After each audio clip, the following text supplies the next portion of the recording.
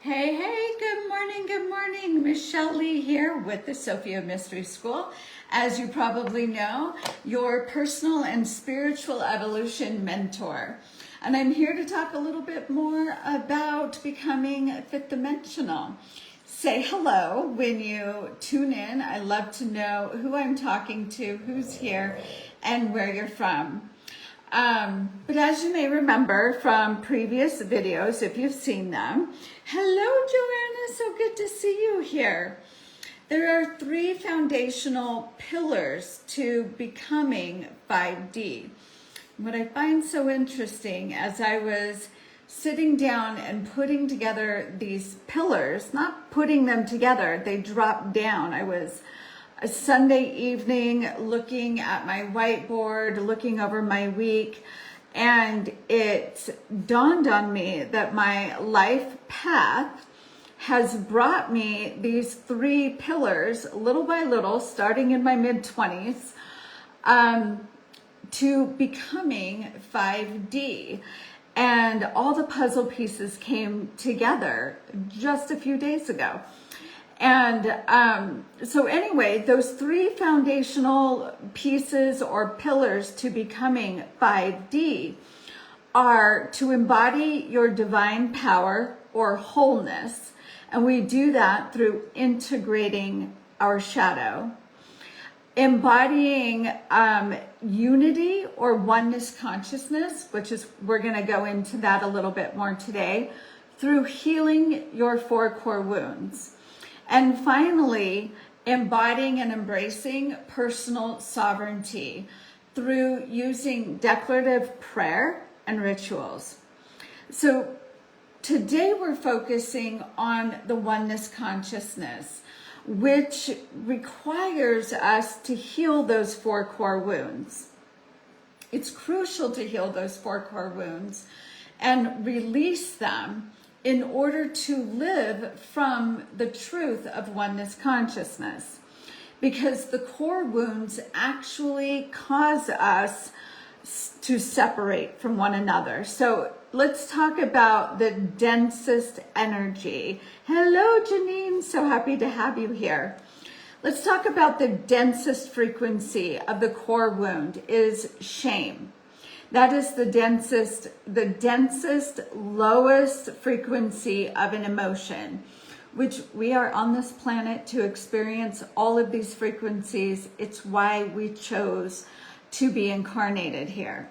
And as we are awakening to become 5D, to access that 5D and release these 3D densities, we must recognize that we have been programmed, not outside of our, we gave permission to do this when we came to the planet Earth, right? So we could experience these.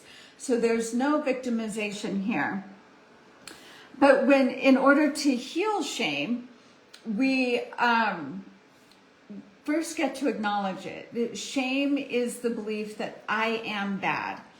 And on this planet, through our society and religious beliefs, it was that humans were born without a conscience, and therefore it was required to inflict shame and guilt upon us so that we would know, so that we would have a conscience and think about other people. But as we wake up and understand the truth of it all, we are divine beings. We are not shameful. We are not guilty. We are innocent, just as everyone else is innocent. So as we look at shame and guilt, those emotions are so uncomfortable because we want so badly to be good humans. We want so badly to be good humans that we feel that discomfort of the shame and the guilt, and then we project it onto others. We see how other people are monsters or how other people are bad or guilty in our lives, never looking within us, which is the shadow integration. That's why all three of these pillars work together to raise our vibration to the higher dimensions. So when we project those 4 core wounds, the shame and guilt, onto other people, those are the first 2 core wounds, when we create separation. We cannot access oneness. We don't even want to access oneness because we feel so shameful and guilty that our thought is, if people really knew me, if I was truly intimate emotionally with the people around me, they would reject and abandon me, the other 4 core wounds.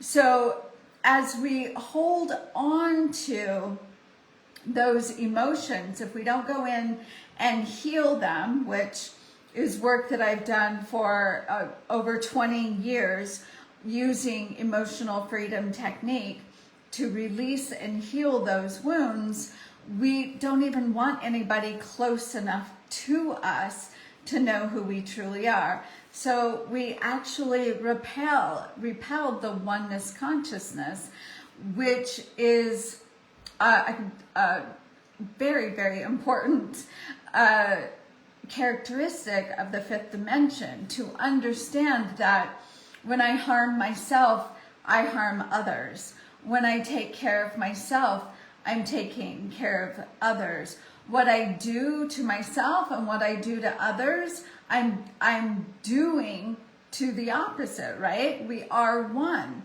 When I'm serving myself, I'm serving others. When I'm serving others, I'm serving myself. That's oneness consciousness. So when we project that shame and guilt or fear onto others, we're actually causing separation, which is the opposite of oneness. Therefore, raising your vibration requires you to acknowledge the shame and the guilt that you harbor and alchemize it, either through EFT or shadow integration, which then reveals other hidden pockets of shame within you. That's why it's these 3 pillars to becoming 5D are so interrelated. Because when you dive into your shadow aspects, your core wounds will be revealed to you. Good morning, Roxy. So happy you're here. I hope you tune in to the beginning of this video because it's all good and it all ties together. So when you dive into those shadow aspects, when you begin to see the truth of you, the dual part of you, we want to believe we're all love and light, but that's just kind of bullshit, right? We want to believe that about ourselves, and we want to believe all darkness is out there. Well, there is no out there. And when we dive into that shadow and to dive into our shadow and see that we have darkness, we have this fear, and we have these abilities to cause harm to other people, then shame and guilt is going to be triggered, right? And so knowing how to alchemize that through the different shadow integration processes is key. We alchemize those dense emotions, then freeing up our divine power, because we hid, in order to have this human experience of duality, of powerlessness, of victimization, we actually hid our power from ourselves upon incarnation in our shadow. So when we cultivate the courage and we're willing to go in and look at that shadow and integrate that shadow, make friends with it, we actually access the divine power that we hid there, that then can be used in our rituals and our declarative prayer, or what is spell work, in all honesty. We access that power so that we can influence the world around us, which there's no out there. So it's kind of like, it's so much like, it's the metaphor of lucid dreaming. When you wake up inside the dream and you realize that it's just a dream and you can create and do whatever you want in the dream, that's what we're doing as we are becoming 5th dimensional, is understanding as we look at these shadow aspects of ourselves and we heal those core wounds, because it's shame and guilt, fear of rejection, fear of abandonment, that will keep us from looking at those shadow aspects and then never actually accessing the power that we hid from ourselves.